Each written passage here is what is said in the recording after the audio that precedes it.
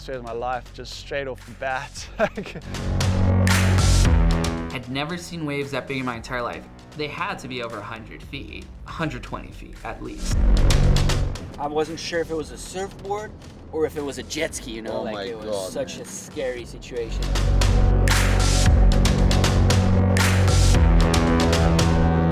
I looked up and said, oh my God, this is it, the wave I've always dreamed about.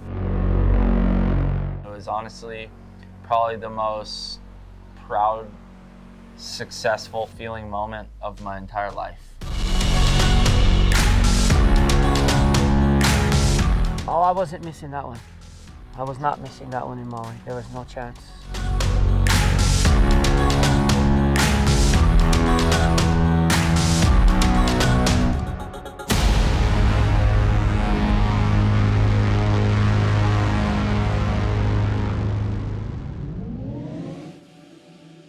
Late fall 2020, and the leading surf forecasters have a word for how things look for the upcoming winter big wave season: dismal. In a normal season, the vagaries of swell, wind, and tide create a complex set of conditions required to produce even a single day of truly epic giant surf. To have multiple bigger than average swells arriving as if on an assembly line, delivering back-to-back all-time days, that's just unheard of. 42-year-old Kevin Wallace is director of forecasting at Surfline, the world's top surf forecasting site, meaning that more than anyone else on Earth, he knows when and if the waves are coming. So I was not optimistic about a great big wave season this year, primarily because we had a moderate to strong La Nina setting up.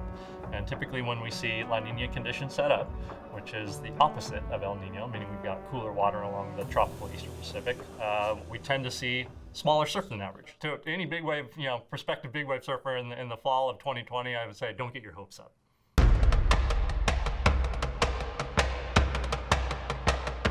But an incredible swell developed from the North Atlantic. That's where the surprise came in.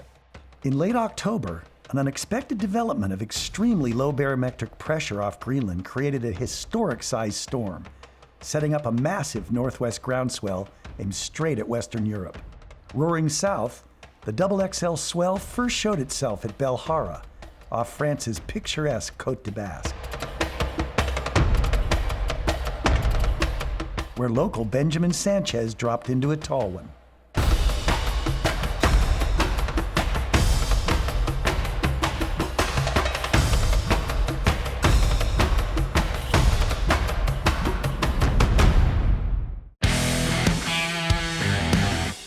But the same giant ground swells that light up French reef breaks translate to even bigger waves here at Nazarè, Portugal, where, converging on that traditional fishing village in droves, an international contingent of big wave riders warm up for the real action forecasted to fill in the following day. You'll start to see what we call forerunners, meaning the very leading edge of these swells, and they'll start to fill in first. I think it's a possibility that there are waves 100 feet or greater, especially overnight when that swell peaks. Standing out in the crowd at Nazarè are two surfers in particular: Lenny from Hawaii, the ancestral home of big wave riding, and Portugal's Nick van Rupp, who's helping establish Nazarè as the sport's new mega wave epicenter.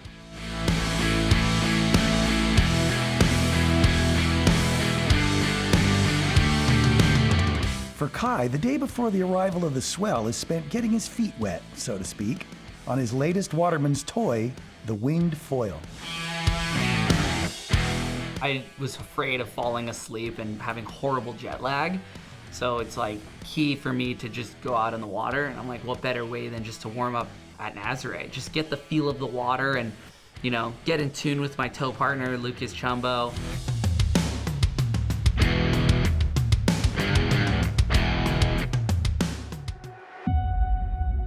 The anticipation was crazy for that gigantic swell to come in. That next morning when we woke up, I'd never seen waves that big in my entire life.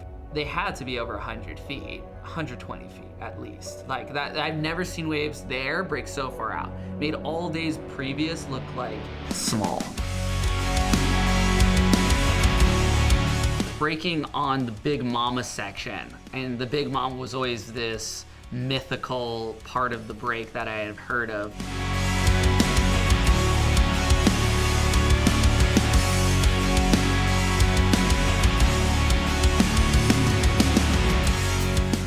Those waves flare so much out that you could be what you think is on the shoulder going as fast as possible, and it kind of will give a little burst of energy.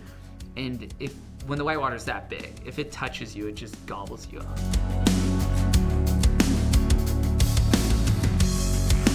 Hadn't wiped out up to that point. Got a couple close calls with just the nature of the waves. And so it was like the first wipeout jitters were coming out.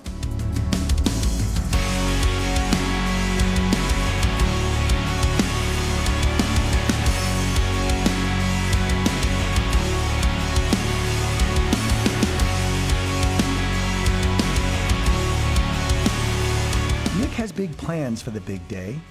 He's made his home here for a reason. But things go wrong at the outset. He catches a bomb, but instead of an epic ride, the competition for waves leads to a different kind of board meeting.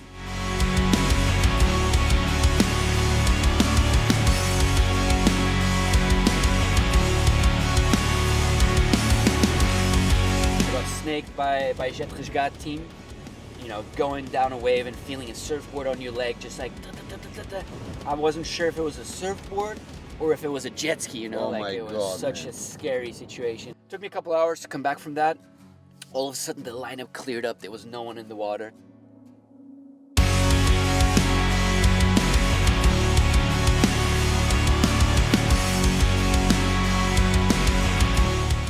Nick now in rhythm, and Kai his normal, indefatigable self. The pair take advantage of the mammoth conditions, setting new standards in big wave riding, with Kai even toying with the waves to launch 360s on moving mountains of water. Bigger waves, prime conditions, electrifying performances. The action this day at Nazarè was like nothing ever seen before.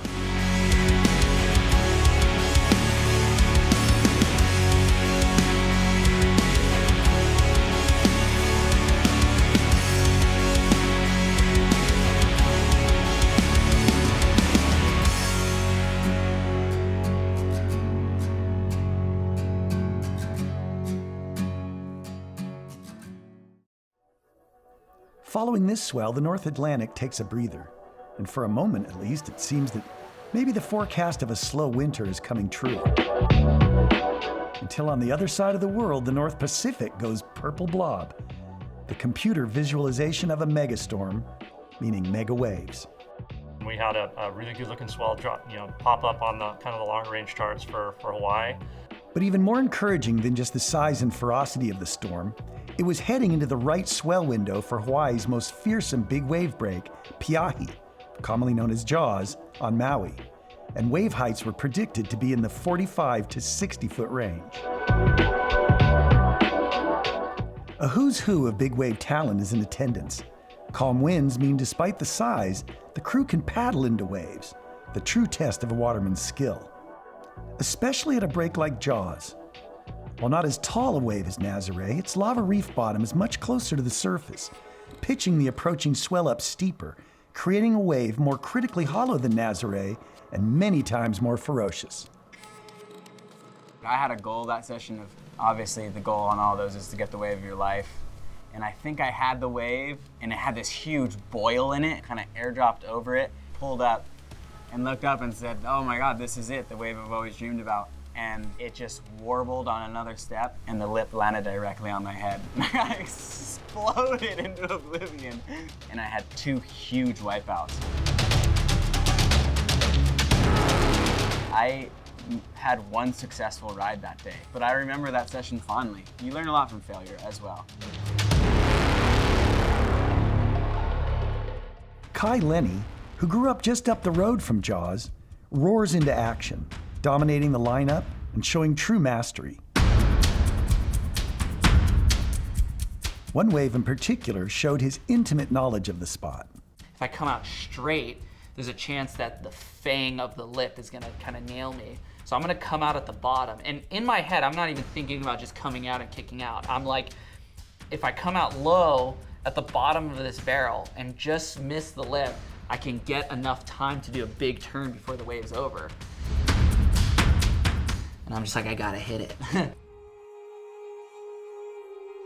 But the sentimental favorite of the day is local boy Billy Kemper. Only a few months earlier, Billy had broken his pelvis and destroyed his knee on a surf adventure in North Africa.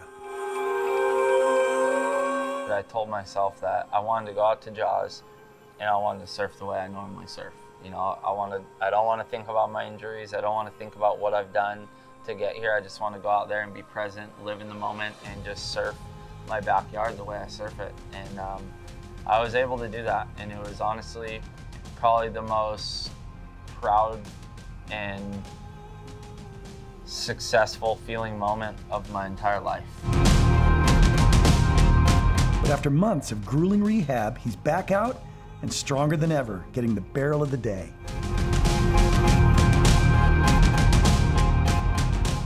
One of the surfers who came the furthest to meet this swell was South Africa's Matt Bromley. Cape Town to Cairo, Cairo to Bangkok, Bangkok to London, London to New York, New York to LA, LA to Maui, and finally to a tattered tent in a muddy field on a cliff overlooking Jaws, where the swell boomed like thunder throughout the night. I went and sat like beyond everyone, like furthest out the back. Now's the time to like really get the biggest wave of your life. Sitting out there, and then a really big set came in and everyone was paddling up over it, and I felt like I was in a good spot, and something just told me like, go. The wind got under my board, I airdropped sideways. I connected back with the face, but my front foot landed on the side of the stringer and the board started doing a cutback. I looked up and this 40 foot above me, the lip was starting to fall, and I was like, oh my gosh, this is about to get really, really bad.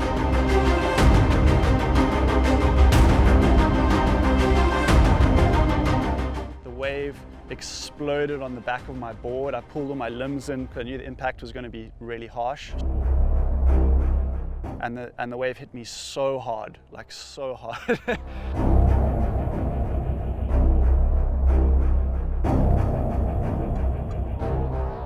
The season that wasn't meant to be had delivered yet another epic day, with plenty of unbelievable rides. Even Matt Bromley shook off what should have been a session-ending wipeout and redeemed himself in fine form.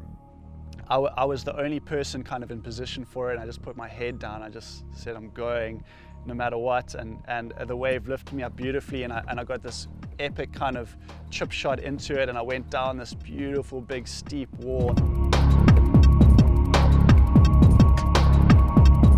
I ramped over the foam section at the end and exploded, and then shot out the end, and I was like, oh my gosh, like that just made the whole trip like so worth it.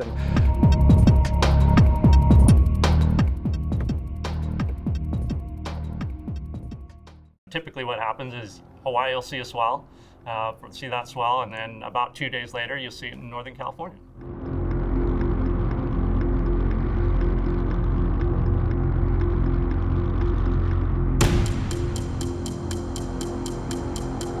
But for Bromley, there was no chance to rest on his laurels or any other way, as he immediately followed the next big swell across the Pacific to Mavericks in Northern California.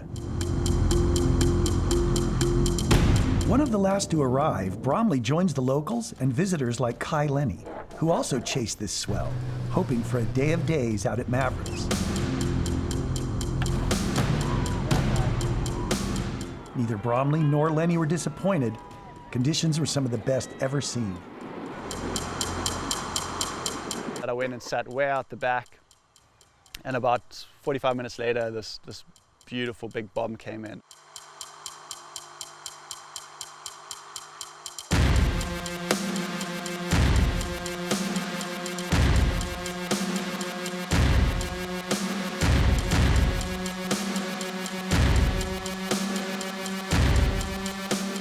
Probably one of the best waves of my life, just straight off the bat.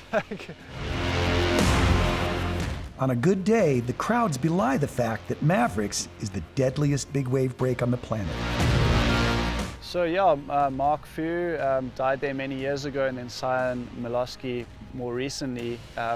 And just knowing that yeah, people have died out there is such a gnarly thing. On an epic day like this, the crowds at Mavericks become a factor, with competition for the best waves forcing surfers to take chances they'd ordinarily avoid. Just ask Matt Bromley, who, following a great opening ride, and again operating on 2 hours of sleep, found himself reliving his nightmare wipeout at Jaws.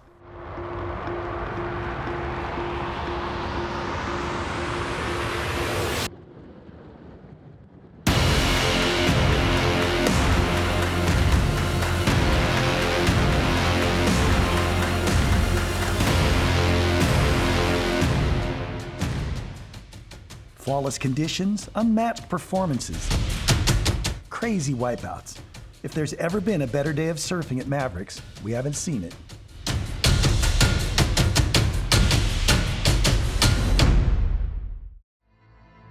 For the world's heaviest big wave breaks, it had already been an extraordinary season.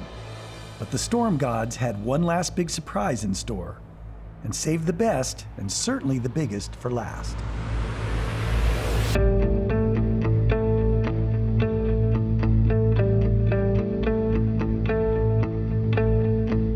Yeah, so this next swell popped up for mid-January, and it looked bigger than the one earlier than the season. It looked bigger than anything we'd seen in probably at least a couple years.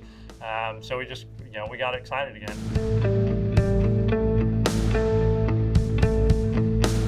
The winds were a little dicey. Like, Jaws was windy. It was doable, but it was too big and it was too windy for anybody to paddle. So it was a big tow session day.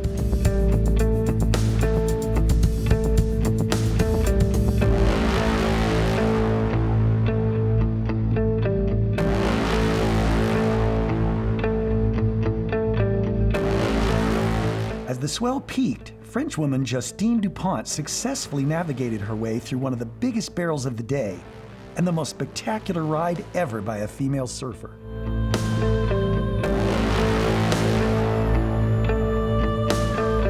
But history wasn't quite finished being made this day, as Makua Rothman, who missed out on the previous swell, was determined to make up for it. So November comes, Nazarè, we don't go. We're fine with that, right? Swells are coming. December comes, a swell comes to Hawaii. What do? Do I go to Jaws? Do I stay home? I just gotta say I got lazy. I just wanted to stay home. I didn't want to travel through COVID and drag my stuff and yada, yada, yada, yada, yada. Missing those other swells was definitely doing my head in. Makua's no stranger to Jaws. In fact, it was the wave that put him on the map 20 years ago. Yeah, I caught the world's biggest wave at the youngest age. 66-foot wave at Jaws. Changed my life forever. It was the boy who rode the biggest wave. Wave heard around the world, all these things. I won the Billabong XXL, which back in the day was a really prestigious title. Oh, I wasn't missing that one. I was not missing that one in Maui. There was no chance. Makua finds himself at the right place at the right time and drops the rope on the biggest Jaws wave anyone could remember.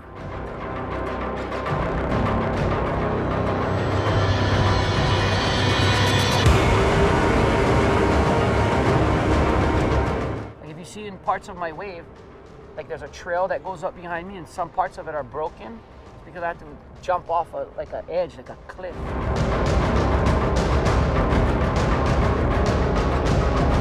I thought it was going to be more down the line, so it's a little bit ahead of where I wanted to be.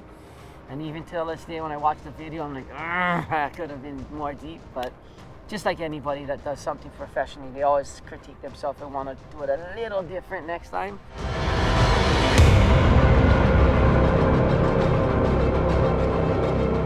Makua's ride was definitely a showstopper and turned out to be a fitting ending to an amazing 3 months that saw big wave surfing in Europe, Hawaii, and California taken to spectacular new heights of progression and scale, as well as setting a new standard against which all other surf seasons will forever be judged.